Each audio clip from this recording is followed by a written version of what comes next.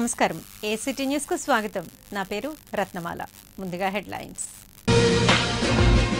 ఎమర్జెన్సీకి 41 ఏళ్లు నాటి చీకటి రోజులపై ఎన్డీఏ మంత్రుల బహిరంగ సభలు ఆర్థిక ఇబ్బందులున్న సంక్షేమ కార్యక్రమాలు ఎన్టీఆర్ క్యాంటీన్ ప్రారంభించిన సీఎం వాణిజ్య రాజధానిగా విశాఖ స్మార్ట్ సిటీల అభివృద్ధిపై ప్రధాని మోడీ వీడియో కాన్ఫరెన్స్లో చంద్రబాబు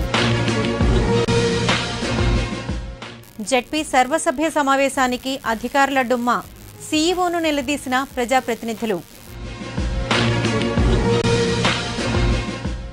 ఓ యువకుడిని బూటికాలితో తన్నిన ట్రాఫిక్ ఎస్ఐ పోలీసు శాఖ పరువు తీసిన వైనం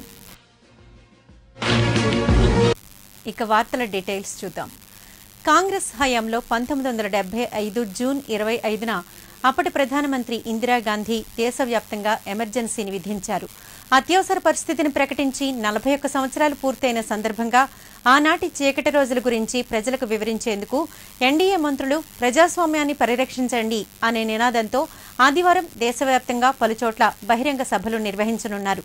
దేశంలో కాంగ్రెస్ పాలనలో దురాగతాలను చాటి చెప్పేందుకు ఈ సభలను వేదికగా చేసుకోనున్నారు.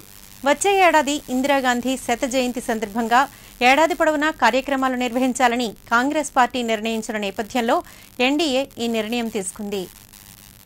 త్వరలో రాష్ట్ర వ్యాప్తంగా ఎన్టీఆర్ క్యాంటీన్లు ఏర్పాటు చేస్తామని ముఖ్యమంత్రి చంద్రబాబు నాయుడు తెలిపారు.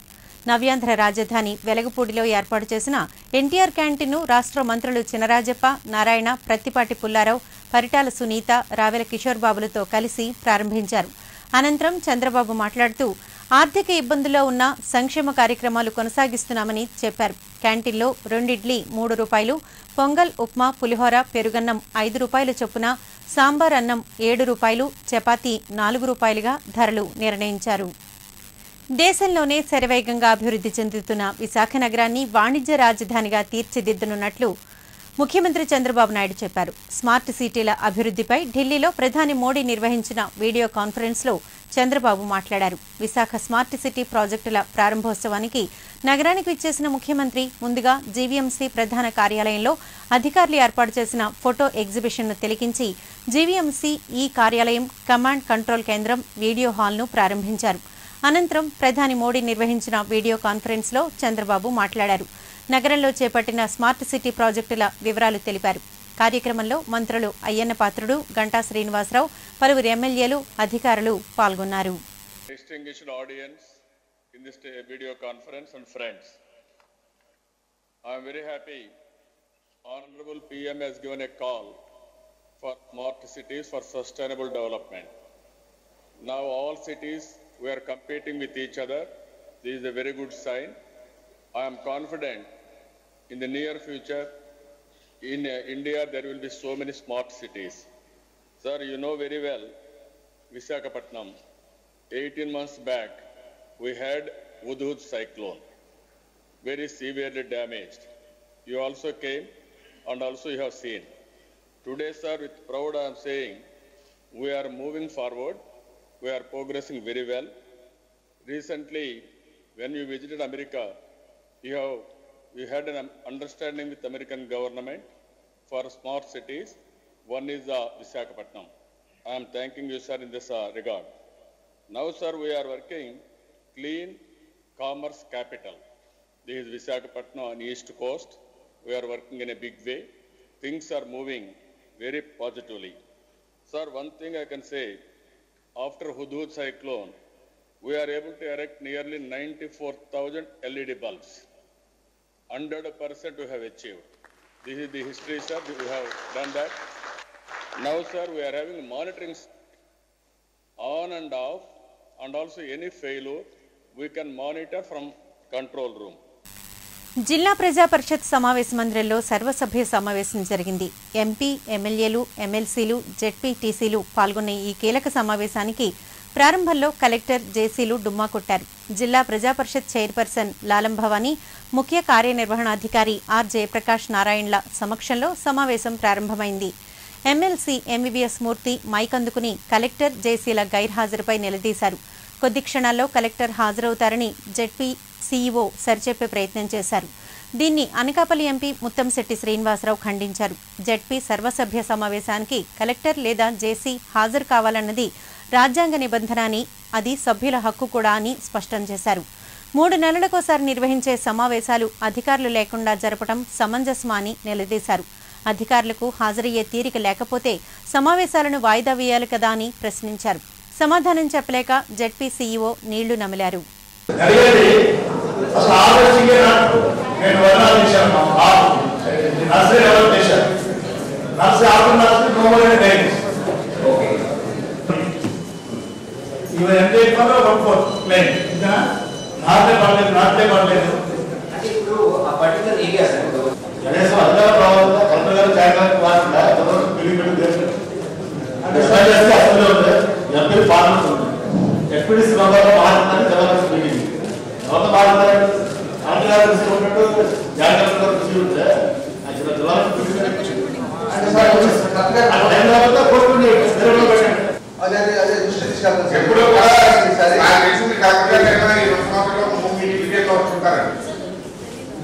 ప్రతి 3 నెలలకు ఒకసారి జరుగుతుంది సార్ ఈ అవకాశం. మీతో మేము ఆ ఎస్ఐకి కోపం వచ్చింది. నిందితులపై చేసుకోకూడదన్న నిబంధనలు ఉన్నప్పటికీ తన కోపాన్ని ఆపుకోలేకపోయారు. సెల్ ఫోన్ మాట్లాడుతూ వాహనం నడుపుతున్నాడనే కారణంతో కోపద్రిక్తుడైన ఎస్ఐ బూటుకాలితో టపీమని తన్నేశాడు. ఇంతకీ ఈ సంఘటన ఎక్కడ జరిగిందో తెలుసా? గాజువాక హైవేపైనే చోటు చేసుకుంది. ట్రాఫిక్ ఎస్ఐ కొండలరావు తన కోపాన్ని ఆపుకోలేకపోయారు. రెగ్యులర్ చెక్కింగ్లో భాగంగా వాహనాలు ఆపుతున్న కొండలరావుకు సెల్ ఫోన్లో మాట్లాడుతూ ఓ యువకుడు వాహనం నడుపుతూ కనిపించాడు. అంతే, అతడిలో కోపం జడలు విప్పింది. మర్డర్లు, మానభంగాలు చేసిన నేరస్తులపైనే చేసుకోకూడదని భారతీయ శిక్షా స్మృతులు చెబుతున్నా ఒక్కసారిగా అతనిలోని ఆవేశం ఆలోచనల్ని చంపేసింది. దీంతో ఆయన ఒక బాధ్యతాయుతమైన ఎస్ఐ అని మరిచిపోయి వీధి రౌడీలా రెచ్చిపోయి ఆ యువకుణ్ణి చితకబాదారు. ఎందుకు కొడుతున్నావని ప్రశ్నించినందుకు బూతు పురాణంతో రెచ్చిపోయి బూటుకాలతో తన్నాడు. నిబంధనలు ఉల్లంఘించిన వ్యక్తులపై జరిమానాల రూపంలోనో కేసుల రూపంలోనో పనిష్మెంట్ విధించాల్సింది పోయి ఈ ఎస్ఐ గారి దుందుడుకు చర్యకు ఉన్నతాధికారులు ఎటువంటి పనిష్మెంట్ విధిస్తారో వేచి చూడాల్సిందే. ఇప్పుడు చిన్న విరామం. బ్రాడ్బ్యాండ్ ఒక చరిత్ర. ఫైబర్ నెట్ కు స్వాగతం. పరిచయం చేస్తున్నాం అపరిమితమైన 20 Mbps కేవలం 999 రూపాయలకే. అద్భుతమైన వేగం, నమ్మశక్యం కాని అనుభవం కేవలం వేగవంతమైన యాడ్ ఫైబర్ నెట్ తో మాత్రమే. 428400 కి కాల్ చేయండి లేదా యాడ్ ఫాస్ట్ ని 56677 కి SMS చేయండి. తిరిగి వార్తల వివరాలు. స్మార్ట్ విశాఖ ప్రాజెక్టులను ప్రారంభించేందుకు నగరానికి విచ్చేసిన ముఖ్యమంత్రి చంద్రబాబు నాయుడుకు విమానాశ్రయంలో శనివారం ఘన స్వాగతం లభించింది. రాష్ట్ర పంచాయతీరాజ్ శాఖ మంత్రి సిహెచ్ అయ్యన్నపాత్రుడు, విద్యాశాఖ మంత్రి గంటా శ్రీనివాసరావు, ఎమ్మెల్యేలు వెలగపూడి రామకృష్ణబాబు, పి గణబాబు, పల్లా శ్రీనివాసులు సీఎంకు స్వాగతం పలికారు. సింహాచల దేవస్థాన సిబ్బంది, గాజువాక, సింహాచలం భూ సమస్య బాధితులు సీఎంను కలిసి తమ సమస్యలపై వినతి పత్రాలు అందజేశారు. చదువుతోనే జీవితాన్ని చక్కదిద్దుకోవచ్చని పోర్టు చైర్మన్ ఎంటీ కృష్ణబాబు తెలిపారు.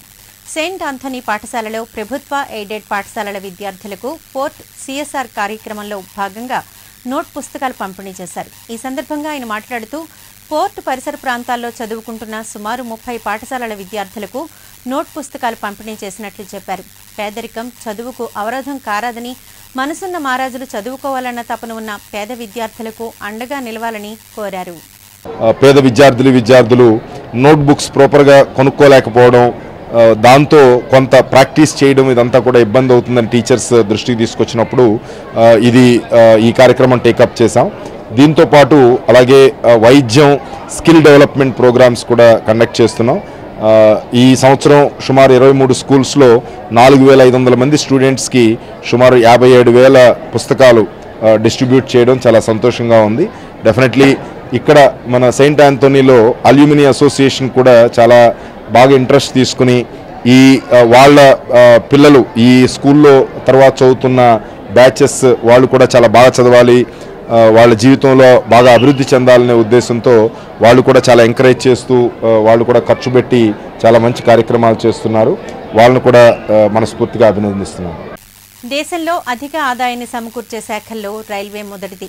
పరిపూర్ణ మెజారిటీ ఉన్న మోడీ సర్కార్ రైల్వేలోకి విదేశీ ప్రత్యక్ష పెట్టుబడులను ఆహ్వానించింది. కార్మిక హక్కులను కాలరాసే విధానాలను అవలంబిస్తోంది.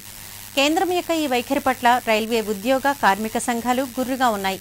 కేంద్రం నిరంకుశ విధానాలను తిప్పికొట్టేందుకు ఉద్యోగ కార్మిక సంఘాలన్నీ ఏకమయ్యాయి, జేఏసీగా ఏర్పడ్డాయి. కేంద్రంపై సమరానికి సై అంటున్నాయి. 36 డిమాండ్లతో ఈ నెల 9న సంస్థ యాజమాన్యానికి సమ్మె నోటీస్ కూడా ఇచ్చాయి. నిర్ణీత గడువులోగా సమస్యల పట్ల సానుకూలంగా స్పందించకపోతే వచ్చే నెల 11 నుంచి నిరవధిక సమ్మె చేపట్టాలని జేఏసీ నిర్ణయించింది.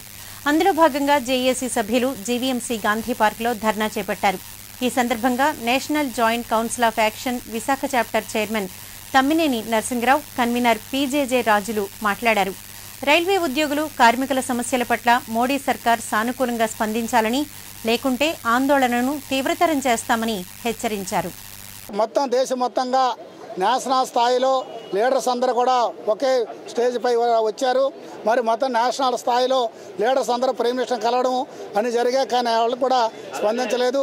మరి జంతర్ మంతర్ దగ్గర కూడా ధర్నా చేశాం, అన్ని కూడా చేసినప్పుడు కూడా వాళ్ళు వినిపించుకోవడం లేదు. ఈరోజు రైల్వేలో 1924 నుండి ప్రత్యేక బడ్జెట్ ఉంది. ఆ బడ్జెట్ను కూడా ప్రత్యేక బడ్జెట్ లాగా కలపాలని ప్రయత్నాలు చేస్తున్నారు. మరి 33 సంవత్సరాల సర్వీస్ అయినా వాళ్ళు తొలగించాలని ఈ విధమైన మరి 7th పే కమిషన్లో 6th పే కమిషన్లో ఇచ్చినట్టు 56 ఎలిమెంట్స్లో కూడా తగ్గించాలని ప్రయత్నిస్తున్నారు. మరి ప్రైవేటీకరణ పీపీసీ ఎఫ్డీఐ చేయడానికి వాళ్ళు ముందుకు వస్తున్నారు. న్యూపోర్ట్ పోలీస్ స్టేషన్ పరిధిలో బాలుడితో సహా తల్లి, తండ్రి అదృశ్యమైనట్లు పోలీసులకు ఫిర్యాదు అందింది. దీనికి సంబంధించిన వివరాలను స్టేషన్ సీఐ శ్రీనివాసరావు మీడియాకు తెలిపారు. యారాడుకు చెందిన మరుపిళ్ల సత్యనారాయణ, భార్య అనిత, కుమారుడు హరీష్లతో కలిసి విజయనగరం జిల్లా తెర్లాం పెరుమాళ్ల గ్రామానికి బంధువుల ఇంటికి వెళ్లి వస్తామని చెప్పి ఈ నెల 20న ఇంటి నుంచి బయలుదేరి వెళ్లారు. ఈ ముగ్గురు బంధువుల ఇంటికి చేరుకోలేదని సత్యనారాయణ తండ్రి పైడిరాజు పోలీసులకిచ్చిన ఫిర్యాదులో పేర్కొన్నారు. దీనిపై మిస్సింగ్ కేసు నమోదు చేసి దర్యాప్తు చేస్తున్నట్లు సీఐ తెలిపారు. ఆయన భార్య, ఆయన కుమారుడు 26/2016 వాళ్ళ సిస్టర్ ఇంటికి పెరుమాళ్ళు వెళ్తామని చెప్పి విజయనగరం జిల్లా వెళ్ళినట్టు, అక్కడ వాళ్ళ సిస్టర్ ఇంటికి చేరినట్టు, ఇంటికి కూడా తిరిగి రానట్టు వాళ్ళు ఏమయ్యారు అని చెప్పి మాకు రిపోర్ట్ ఇచ్చారండి. వాళ్ళ ఫాదరు పైడిరాజు అన్న ఆయన. దాన్ని ఎఫ్ఐఆర్ రిజిస్టర్ చేసాం, దర్యాప్తు చేస్తాం. 20వ తారీఖున వెళ్ళారట. వెళ్ళిన తర్వాత వాళ్ళు వెళ్ళి ఉంటారు అనుకున్నారు. తర్వాత వాళ్ళు వెరిఫై చేసుకుని పోలీస్ స్టేషన్ వచ్చి నిన్న రిపోర్ట్ ఇచ్చారు. ఎఫ్ఐఆర్ రిజిస్టర్ చేసాం, కేసు దర్యాప్తులో. గుర్తింపు కార్డులు, అలవెన్స్ ఇవ్వాలని డిమాండ్ చేస్తూ ఆర్టీసీ హైర్ బస్సుల డ్రైవర్లు గాజువాక బస్ డిపో ఎదుట బస్సులను నిలిపివేసి మెరుపు సమ్మెకు దిగారు. అనంతరం పలు డిమాండ్లతో కూడిన మెమోరాండంను డిపో మేనేజర్కు అందజేశారు. కార్యక్రమంలో సంస్థ గుర్తింపు యూనియన్ డిపో నాయకుడు శంకర్రావు మాట్లాడారు. అద్దె బస్సుల కార్మికులు ఎదుర్కొంటున్న సమస్యలను యాజమాన్యం పరిష్కరించకపోవడం వల్లే ఆకస్మికంగా సమ్మెకు దిగారని చెప్పారు. ఇప్పటికైనా యాజమాన్యం దిగొచ్చి కార్మికుల సమస్యలను పరిష్కరించాలని కోరారు. కార్మికుల సమస్యలు పరిష్కరించుకోవడం కొరకు మరి వాళ్ళు సడన్గా మెరుపు సమ్మె చేయడం జరిగింది. మరి ఆ సమస్యలు అయితే వాళ్ళు ప్రతిరోజు దైనందిన జీవితంలో అనేకమైన ఇబ్బందులు పడుతున్నారు. ఆ పడదాన్ని మరి మేనేజ్మెంట్ వైఖరి కూడా మారకపోవడం వల్ల మరి వాళ్ళు అత్యవసరంగా మరి సమ్మె చేసి సమస్య పరిష్కరించుకునే ఉద్దేశంతో సమ్మె చేయడం జరిగింది. మరి ఆ సమస్యలు అయితే డెఫినెట్గా మరి ఆర్టీసీ నేషనల్ మజ్దూర్ యూనియన్గా వాళ్ళ సమస్యలు కూడా మేము పరిష్కరించే దాంట్లో భాగంగా డెఫినెట్గా ఓనర్ గారు మేనేజ్మెంట్తో ఏదైతే అద్దె బస్సు డ్రైవర్ల కార్మిక సమస్యలు ఏదైతే ఉన్నాయో ఆ సమస్యలు డెఫినెట్గా పరిష్కరించడం జరుగుతుంది. మరి ఇప్పుడు తక్షణం ఆ సమస్యల కొరకు మేనేజ్మెంట్ చర్చలకు వెళ్ళడం అనేది జరుగుతుందండి. ఆ సమస్యలు పరిష్కరించేంత వరకు కూడా ముందు బస్సులు తీయడం జరుగుతుంది. ముఖ్యమంత్రి చంద్రబాబు నాయుడు ప్రారంభించిన తల్లి బిడ్డ ఎక్స్ప్రెస్ సేవలు అమోఘమైనవని టీడీపీ 49వ వార్డు అధ్యక్షుడు మజ్జి సోమేష్ కొనియాడారు. గర్భిణీలకు సరైన సమయంలో ఆసుపత్రికి తరలించేందుకు, తిరిగి ఇంటికి చేర్చేందుకు ఈ వాహనం ఎంతగానో ఉపయోగపడుతోందని చెప్పారు. చంద్రబాబు నాయుడు ప్రభుత్వం మరిన్ని ప్రజా సంక్షేమ పథకాలను అమలు చేస్తుందన్న విశ్వాసాన్ని వ్యక్తం చేశారు. ప్రభుత్వ పథకాలను అర్హులంతా వినియోగించుకోవాలని కోరారు. మునగపాకకు చెందిన ఎస్ భారతి అనే బాలింత మాట్లాడుతూ తల్లి బిడ్డ ఎక్స్ప్రెస్ అందిస్తున్న సేవలు తనలాంటి మరెందరో మహిళలకు ఉపయుక్తంగా ఉంటుందని పేర్కొన్నారు. ఒక గర్భిణీ స్త్రీలకి అని చెప్పొచ్చు. ఎందుకంటే ఇది గర్భిణీ స్త్రీలతో ఉన్న వాళ్ళందరికీ కూడా ఇప్పటి వరకు కొన్న అంగన్వాడీ సెంటర్లో పోషకాహారం అని కందిపప్పు అలాగే గుడ్లు అన్నం కూడా పెట్టడం జరుగుతుంది. దాంతోపాటు ఈ ఎక్స్ప్రెస్ ఏంటంటే తల్లి బిడ్డ ఆరోగ్యంగా అంటే డెలివరీ అయ్యే సమయంలో కూడా వాళ్ళు ఇబ్బంది పడకూడదని మంచి నిర్ణయం తీసుకొని మా నాయకులు ఈ తల్లి బిడ్డ ఎక్స్ప్రెస్ని ప్రవేశపెట్టారు. Excise and prohibition Vizianagaram deputy commissioner doctor Y Chaitanya మురళిని ప్రభుత్వం బదిలీ చేసింది.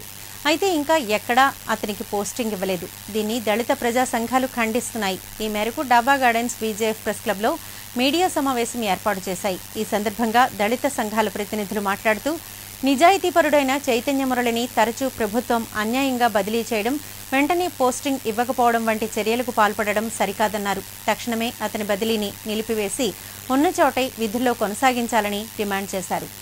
మహాత్మా జ్యోతిరావు పూలే, బుద్ధుడు, పెరియారు, అయ్యంకాళి మహనీయుల తాలూకా ఆలోచన విధానంతో ఈరోజు ఎస్సీలు, ఎస్టీలు, బీసీలు, మైనార్టీలు, కాపులు మీరందరూ ఒకటి అవ్వాలి, బాబాసాహెబ్ ఆలోచన విధానంలో ముందుకు వెళ్ళాలని ఆయన ప్రయత్నం చేస్తూ ఒక ఉద్యమాన్ని నడుపుతూ ఉంటే అంబేద్కర్ పేరు చెబితే నువ్వు ఆయన వచ్చి ఉద్యోగం నుంచి ఆపేస్తావా?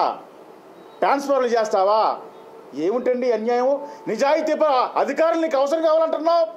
మరి నిజాయితీపడిన అధికారులను వచ్చి ఇబ్బంది పెడితే నువ్వు రాజ్యాంగ స్ఫూర్తి ఉంది, చట్టాల స్ఫూర్తి ఉంది.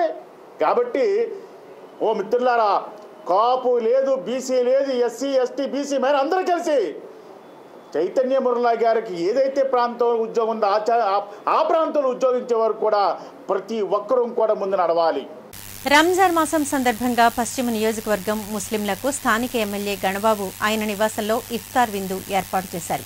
మాజీ MLA SA Rehman, doctor Zaheer Ahmed, మాజీ కార్పొరేటర్ మహమ్మద్ రఫీ, ముస్లిం సోదరులు పెద్ద సంఖ్యలో పాల్గొన్నారు. ఈ సందర్భంగా గణబాబు మాట్లాడుతూ భారతదేశం మత సామరస్యానికి ప్రతీకని పేర్కొన్నారు. ఇస్లాం శాంతిని ప్రబోధిస్తుందని తెలిపారు. గతేడాదిలాగే ఈ ఏడాది కూడా రాష్ట్ర ప్రభుత్వం పేద ముస్లింలకు తోఫా అందజేస్తుందని చెప్పారు. దీక్షలు చేస్తారు. 30 రోజులు కూడా వాళ్ళు ఉపవాస దీక్షలు చాలా నిష్టతో నియమాలతో చేయటం అనేటువంటిది మనందరికీ తెలుసు. ఈ ఇఫ్తార్ విందుతో వారితో మనం కూడా ఒక స్నేహభావం, విశాఖ అనగానే ఇప్పుడు స్మార్ట్ సిటీగా చూస్తున్నప్పటికీ కూడా విశాఖపట్నం ఒక మత సామరస్యానికి ప్రతీకగా చరిత్రలో నిలిచిపోయే విధంగా ఒకే చోట మనకి చర్చి కానీ, దేవాలయం కానీ, మసీద్ కానీ దర్శనమిస్తూ ఉంటుంది సముద్ర తీరంలో.